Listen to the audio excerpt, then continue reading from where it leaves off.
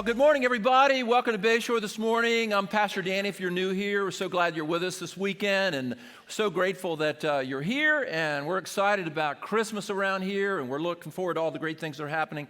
We have adopted 75 kids in our community that's going to be having a great Christmas. You guys have gone out and really purchased great Christmases for everybody that's a part of our outreach this year. And so many times it's easy to kind of give far away, but there's people right in our own community that need help, and we're so grateful that you guys have really stepped up. Also, we raised money for Tice Pusey. Our goal was, Tice has MS. She's a former Miss Delaware and is bedridden and no way to make an income. And our goal was to provide a year mortgage for her, which her mortgage is $1,000 a month. And our goal was to raise $12,000 so we can pay our mortgage for a year. Well, I'm here to tell you that we've raised more than that. We've raised $22,452.33. That's incredible. So what that means is we're about $1,500 shy of 2 years mortgage. So this week I'm going to go and visit Tish, and we're going to tell her about what the church has done for her and her Christmas present. So if you'd like to still participate, I'd like to be able to say when I see her, I think it's Thursday, we're going to do the interview to say, hey, Tish, we couldn't do a year.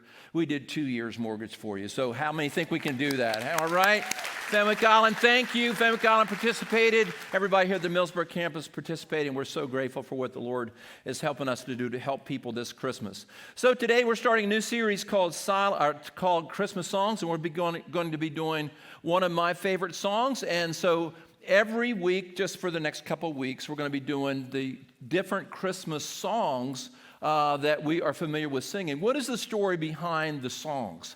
And I think there's always a lot of lessons to learn from these great, great songs. And today we're going to do Silent Night, one of my favorite Christmas songs. I grew up in the era of vinyl albums, and we had the Bing Crosby album in our house, and he sang Silent Night on it. And every Christmas as a little boy, I remember the vinyls on the stereo, and remember listening to Bing Crosby sing Silent Night. And that song really impacted me. Now, not only has it impacted me, but it's impacted a whole lot of people. Now, you may not know this, but Silent Night is the most recorded song. The most recorded song in music history. There's no other song that's been recorded more than Silent Night. And here, how about this? Spotify. How many listen to Spotify? Do you have Spotify on your phone? You listen to it in the car? I listen to Spotify all the time. Hardly ever listen to the radio. I'm always on Spotify. Spotify has 26,000 versions of Silent Night. 26,000 versions of Silent Night. That means if you listen to a different version of Silent Night every night on Spotify, it would take you 79 years to listen to all of them. So I don't know if you got that much time, but that's something you can think about. And it is, it's translated into 300 different languages. And it's just a really, really popular Christmas carol. How many would say Silent Night is your favorite Christmas carol? Just raise your hand. Some of you would say that, and some of you have other songs that you like. I asked my grandchildren what their favorite Christmas carol was, and I'll play that for you and you can listen to their answers. Okay. It's on. Nora, let me ask you a question about Christmas. Mm-hmm. Tell me what your favorite Christmas carol is. Silent Night. Silent Night, awesome. Karen, what's your favorite Christmas carol? I was going to say Silent Night, but let's go with I'll Be Home for Christmas. I'll Be Home for Christmas. Oh, I know. So I have another one. Wait a minute, don't change your answer. This is a good one. I have another one. Okay, what's your other one? I See Mommy Kissing Santa Claus. What is it? You know that one? Uh-huh. Okay, Nixon, What? what is your favorite Christmas carol? What's a carol? So what's a carol? There you go. We got a ways to go on that one. Well, listen, the song is Silent Night. Is actually, many of you know this, it was first created in Austria in 1818. Very first time it was ever sung. And of course, it was not sung in English. It was sung in German for the first time because in Austria, of course, they're next door to Germany, and they spoke German.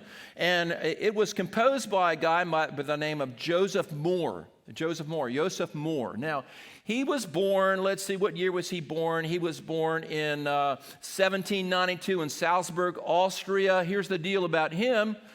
His mom was an embroiderer, and he was an illegitimate child. His father was a mercenary soldier that left the family.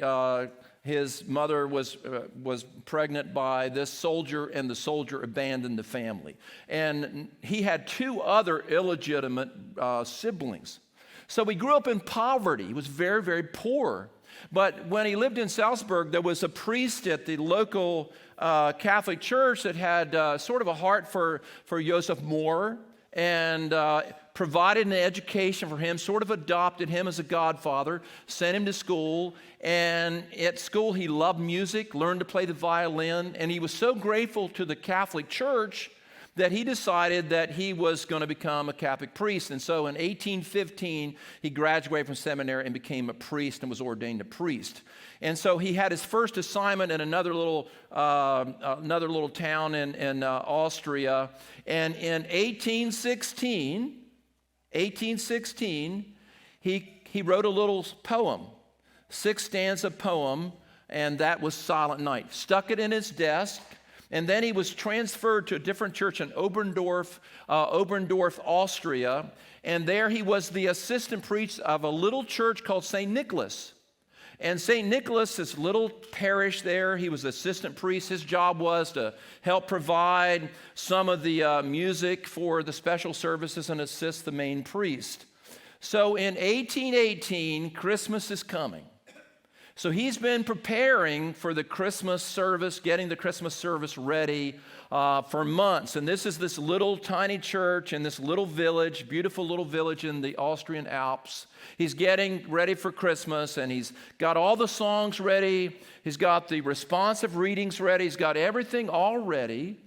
And then on Christmas Eve, he's checking out the organ. And he tries to play the organ, and the organ won't work. So what he does is he pulls out the stops, works on the pedals, climbs behind the organ, and for hours he works on the organ, trying to get the organ to work, because in just a few hours, people are going to come to Christmas Eve service. And this is the biggest event of the year for this little church, St. Nicholas, in Oberndorf, Austria. So he cannot get the organ working. And it's cold. And the theories about why the organ didn't work, some people said it was the frigid cold in Austria that made the organ, not work that day. Some people said it was rust. Other people said that a mouse had chewed in the bellows and ruined the organ. So here he is a few hours, and here's what he does. If you read the story about him, and I read a bunch of versions of this story, what he did is this young 25-year-old priest, he kneels down on his knees in that little parish, St. Nicholas, and he asks God what he's supposed to do. And at that moment, he remembers this poem that he wrote 2 years earlier. He remembers the poem that he wrote. So he goes to his desk and he pulls out the poem, he looks at the poem, and he sees that it's very well suited for the Christmas service. But there's no music to it.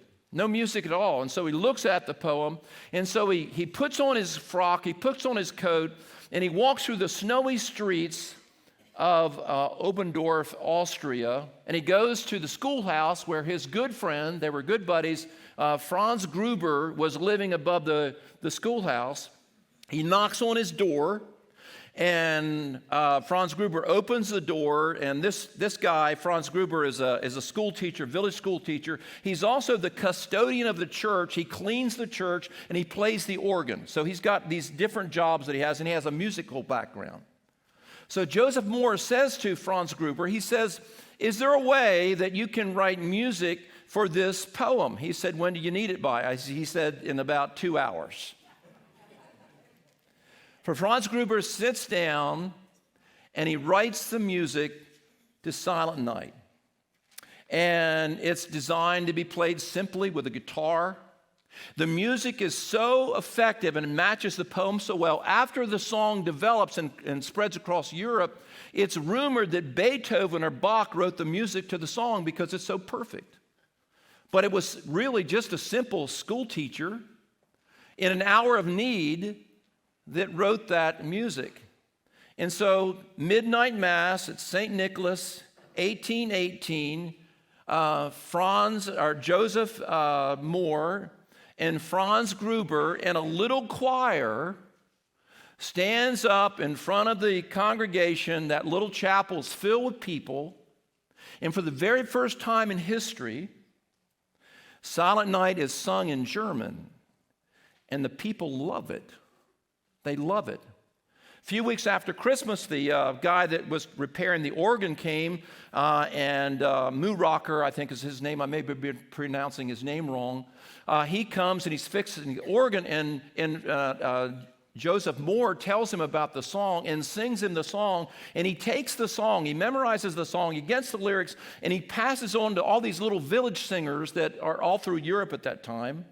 And these little folk singers, it was a big deal. A lot of families had folk singers that they would travel from town to town, and they would make gloves or do other things, and they would sing songs because they were gifted musicians. And so they began to sing Silent Night everywhere they went. And King William IV of Prussia hears the song, loves the song, and he has the National Cathedral sing the song in German. And this song begins to take off. It begins to grow mightily. And it just grows and grows and grows. And it becomes really well known across Europe. In 1838, it's brought to the United States by a family, the Rayner family, that sings it in New York. And it just takes off. And then in 1935, Bing Crosby, records the song. And this song has just become a really, really important song in all of history. So I love this song. It's had incredible power in World War I. I don't know if you know World War I, that was 1914 to 1917. 1914 to 1917, the Germans are fighting the Britons in a certain battlefield during World War I, and on Christmas Eve, the Germans in their trenches and in the dark are singing Silent Night in the trenches. And the British had not heard the song or weren't that familiar with the song, and they loved the song. And then we have the famous Christmas truce, where the Germans come out of their trenches on Christmas Day, and the British come out of their trenches on the Christmas Day, and for 3 or 4 days they have peace. Which is interesting because Silent Night was written right after the wars of Napoleon. And so up to the time that Silent Night was written, it was a time of chaos in Europe. And when Joseph Moore wrote the song about peace and love and grace, it really, really fit the times because people were longing for peace. So Silent Night, Holy Night, all is calm. And how about this round yon virgin? How many know what round virgin means? Round yon virgin. What does that mean? Does it mean she was kind of big? Well, what that means is, and I had to look it up because I've sung this for years, and I thought, round yon virgin. We always sing that, but round yon is really around. So, Silent Night, Holy Night, all is calm, all is bright. Around the Virgin, Mother and Child is silence and holiness and peace. So when you think about the song, what kind of lessons can we learn from this great story? What kind of lessons can we learn from this story? Number one lesson we can learn from this story is things happen in life that you cannot control, but God is always in control. Things happen in life that you cannot control. And God is in control of things that you cannot control. And sometimes when things don't work out the way you think they should work out, God has not just another plan, God has a better plan. That's an important lesson in the story. Because sometimes, if you're a planner and you're an organized person, you want things done a certain way, you got an agenda for your life. Let me tell you something. The longer I live, the more I realize that sometimes my plans are hijacked by situations that I have no control over. And when you think about Joseph Moore in this story, he had Christmas service all planned out, all worked out, and I'm sure he worked hard at it, and he wanted to have this perfect Christmas service. And I don't know what songs he had prepared, I don't know what music he had written, but the songs that he had written and everything that he had ready for Christmas service didn't work out because they were designed for the organ. And even though the plans he had didn't work out and things happened that he was not in control of, God was in control. And God just doesn't have another plan for your life. God has a better plan for your life. If things are not working out the way you think they should work out, maybe a marriage, maybe a job, maybe a situation, maybe a friendship, maybe a certain thing in your life, things haven't worked out. And if I asked you to raise your hand now, how many have ever had something that you planned that did not work out? Most of you would raise your hands. But let me tell you something. God does not just have another plan. God has a better plan for you. And when there are things happening in your life that you can't control, God is always in control. Now, I know some people, they struggle with that, to think that, hey, listen, is there a God really that's sovereign over my life, that God's working in my life? When I think about, that, I think about the book of Ruth. Ruth is this Moabite woman that married this Israelite man, and he died, and everything went wrong, and she, it looked like everything she had planned in life had failed and not worked out. She ends up in Israel. She meets another guy by the name of Boaz. They get married, and she becomes the great-grandmother of King David. I believe in the sovereignty of God. I believe in the providence of God. I believe that God is in control even when things you can't control seem to hijack your life. And if we had not had a broken organ in Oberndorf, Austria, in 1818, we would not have this great song, because listen, God doesn't have just another plan. God has a better plan. Would you say it with me? God just doesn't have another plan. He has a better plan. So you can go through life, or I can go through life thinking that, listen, we're in control, we're putting all the leverage, things happen, fate happens, there's no real rhyme or reason to things. Or you can live your life under the umbrella of God's sovereignty, that He's in control, that when we are in situations of things happen that we don't like, He can work in our life, and He can work things out for our good. Now, the sooner you and I accept the fact and the reality that life is made up of things that we can control and things that we cannot control, the better off we will be. I love the Serenity Prayer. I've got it in my office. It's on my little wall there. I look at the Serenity Prayer. God, help me to accept the things I cannot change, and to do something about the things I can change, and the wisdom to know the difference. Hey, listen, here's some things you can't change. You cannot change what other people do. You cannot change what other people do. How many of us worry about other people that we want to control? We want to control our adult children. Hey, listen, Elvis has left the building. They are gone. Love them. You raised them. You did your best, and then sit back and hope for the best and pray. I know I have friends, they worry about their adult children. Listen, I did my job. I'm free. I set them free, and they're doing good.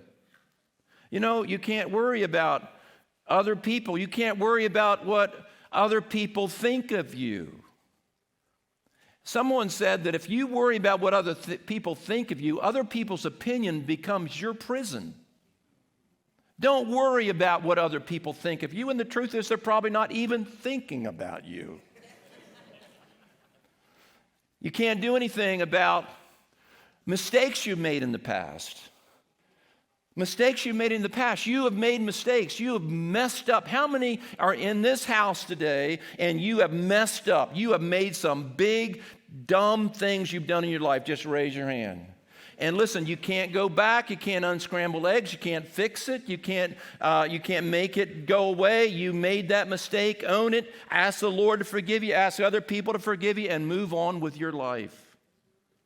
That's what the good news of the gospel. I went hunting yesterday. I got a new gun, and I enjoy getting out in the woods and hunting, and I try to donate my meat to the Food for the Hungry. That's a great program Delaware has here. And I was out hunting, got a new gun, and I was all excited. I haven't hunted in years, and I'm sitting in the stand, and it's doe season, and I was hoping to get a nice, beautiful deer. And I'm sitting there, and I'm all excited, eating my licorice, and the sun is coming up. And the woods comes alive, and I'm cold, but I'm loving it. And I'm sitting there, and it wasn't like an hour, and a little deer comes through, and I thought that was like a jackrabbit. That's too little, can't shoot that deer. Then right behind it is a big old doe, and that doe came toward me, and then she stood up on her legs, and she put her arms up, her legs up, and she had a big target right on her chest. And I missed that deer. And all night long, I'm laying in bed thinking, I'm replaying that. What was I thinking, you know? You can replay the mistakes in your life, and you can't ever change those mistakes. But what you can do is you can start right where you are right now. You can ask God to forgive you. You can ask your people that you've hurt to forgive you, and you can move on with your life. You need to forget that which is past and move on in the future. Can you say a big amen? That's the news of the gospel. So there's things in life you cannot change, and there's things that happen. But when you are in a situation where there's things you cannot control, remember, God is in control always, and He doesn't just have another plan, He has a better plan. And Silent Night teaches us that story.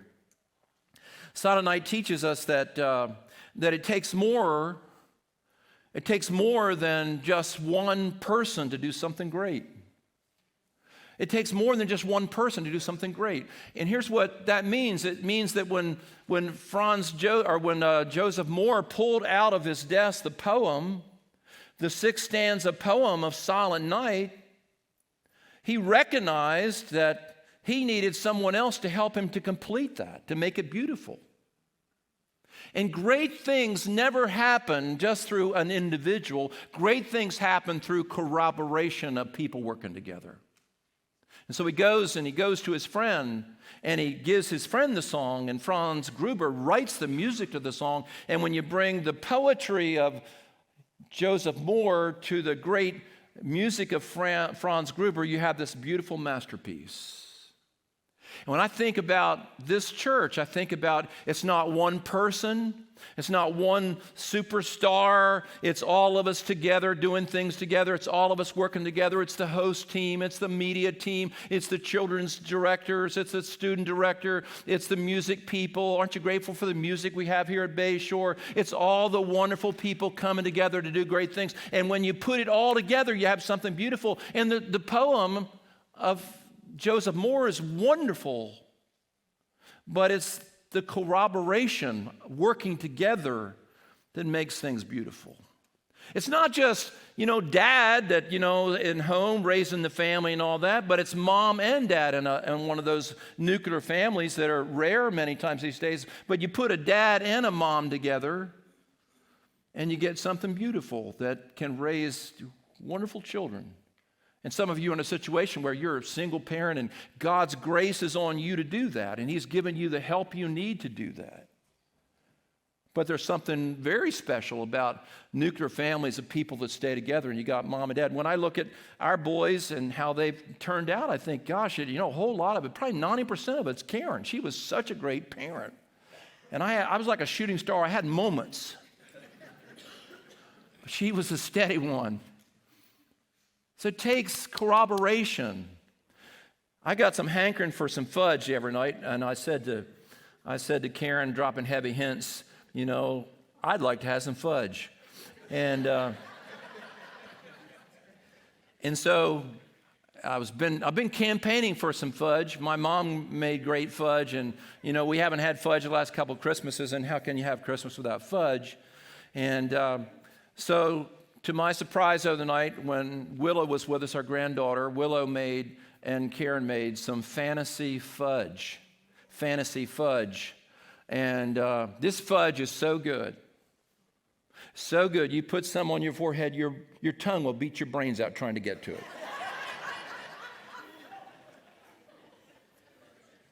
It is so good. I'm telling you what, ate a piece last night, wanted some for breakfast, but you got to draw the line somewhere. I'm telling you, maybe that's why I missed that deer. I was on a sugar high. I couldn't see straight. But you know what about fudge? It's all the ingredients that make it great. To make fantasy fudge, this is a recipe I'm giving you today, 3 cups of sugar. 3 cups of sugar. Is that enough sugar or what? But you know, if you just have the sugar and you eat the sugar, that's okay. But that's not any good. It takes 1.5 sticks of butter, takes a bag of chocolate morsels, a jar of marshmallow. A teaspoon of vanilla, and you just take the vanilla. But you put all that together, and you get something incredible. And when you put all of us together, you put the Fenwick Island campus and all the people there that are serving. You put the Millsboro campus, and you put the Rehoboth campus, and you put the host team of all our campuses, and you put the media people together, and you put everybody together, and everybody's doing what they're called to do. And you got the small group leaders, and they're leading their small groups. And you put all that together, not just one thing, but you put it all together and you get something beautiful. And so Silent Night teaches us it's just not Joseph Moore, it's Joseph Moore and Franz Gruber, and it's that little choir. And it's the organ master that takes the Silent Night across all of Europe, and it just spreads across the world. The last thing that this little song teaches us, and the composition of the song is, it teaches us that when you're in a crisis, you already have what you need. You already have what you need. Now, there's a fable and a legend about Silent Night that's not true. And the legend is that when Joseph Moore realized the organ wouldn't work, that he sat down and he composed that poem on the fly. But that's not true. We know he wrote that poem in 1816, 2 years before he needed it in 1818 on Christmas Eve. God gives you what you need even before you know you need it.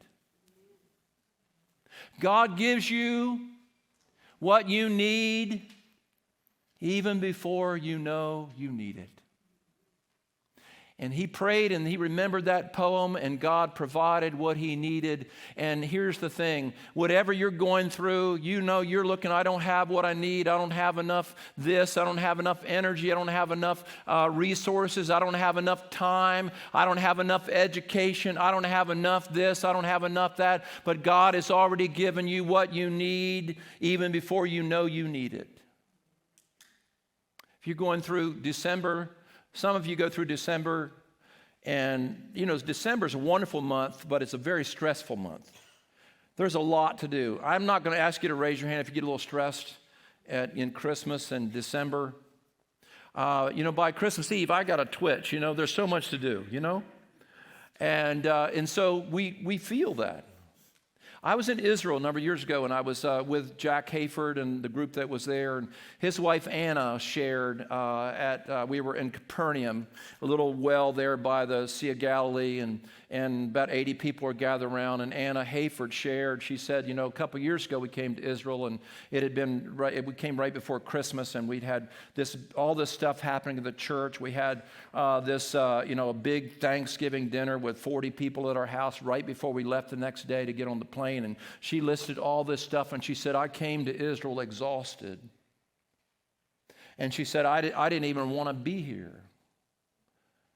And there was so much to do, and she said she was praying her first night in Israel, and the Lord talked to her about the feeding of the 5,000. We weren't very far from where the feeding of the 5,000 took place when she was telling this story. And she said, the Lord said, you have a little bit of strength. And the little bit of strength you have, I'm going to supersize it. And I'm going to give you everything you need. You have what you need. Don't fret, don't worry. You say you don't know what to do. You're in a situation where you don't know what to do. God's going to give you the understanding of what you need to do. Already you have the answer inside of you. God gives you what you need even before you need it. You just take what you have and don't overlook the provision. When I think of Joseph Moore, I think he could have easily overlooked that poem. I mean, he could have overlooked it, but it was this little simple thing that was in his desk.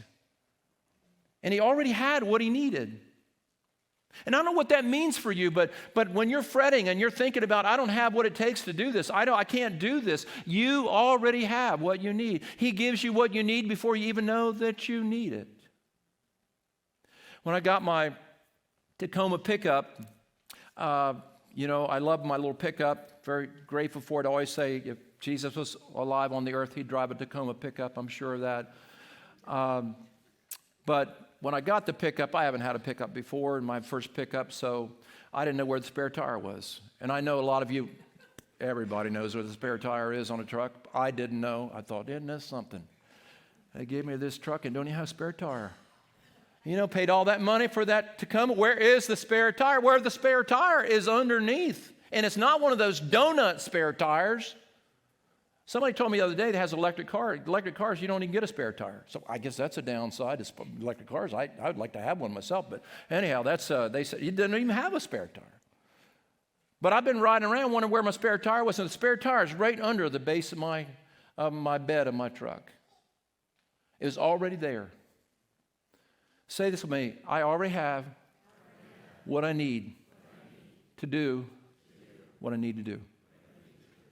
You say, you're going through a breakup or something, you already have what you need. God's going to help you. He's already put it in you. He's already given what you need.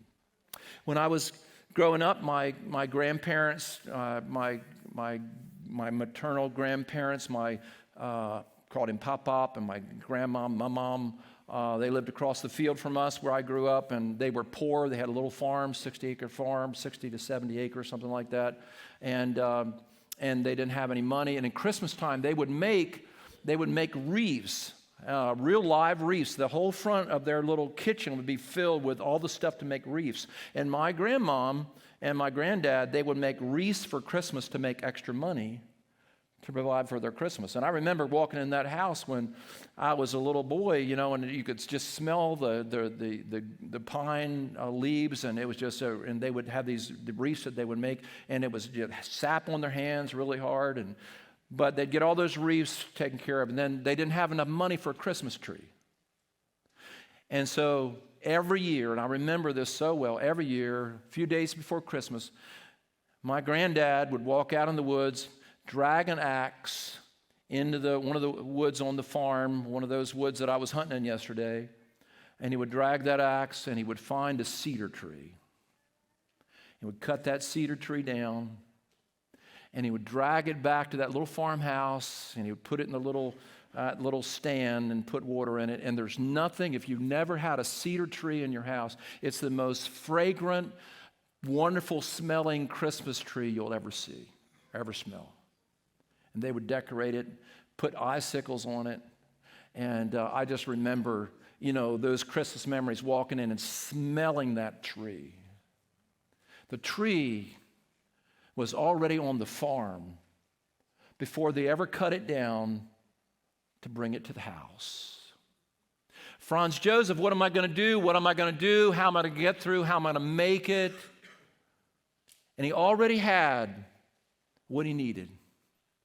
God had provided ahead of time what he needed. Joseph and Mary go to Bethlehem, and they go to Bethlehem. They had all their plans. They were going to go to Bethlehem, probably going to stay with some relatives. They had relatives in Bethlehem, and they were probably going to stay with some relatives. They get there, the relatives' house is all full. There's no room in the relatives' house, in the guest room. Some people argue that the guest room is the inn. But then they also had these like pole barns in the ancient world. They weren't pole barns made of metal, but these big rooms where poor people would stay, and those were like the ancient inns. And that inn was full. And so they end up going to a cave, and where they would put the animals. And their plan was to stay with their relatives, or their plan was to stay in one of those hostels, those one-room hostels, all those people. But they ended up in a cave, and when they went to the cave, it says in Paul's writing, he became poor that we might become rich. And every homeless person in Los Angeles, every homeless person in Salisbury, every homeless person living on the street, sleeping in the cold, can relate to a Savior that was born in a stable where he had to shiver and he was surrounded by the animal manure and the spider webs hanging from he lived in poverty so that we can become rich. Now, if he just went to Bethlehem, Joseph and Mary, and they had the baby at the relative's house, it doesn't have the impact of what the real story was. God had a better plan for Joseph and Mary, and he was working, and he was already ready for what was going to happen.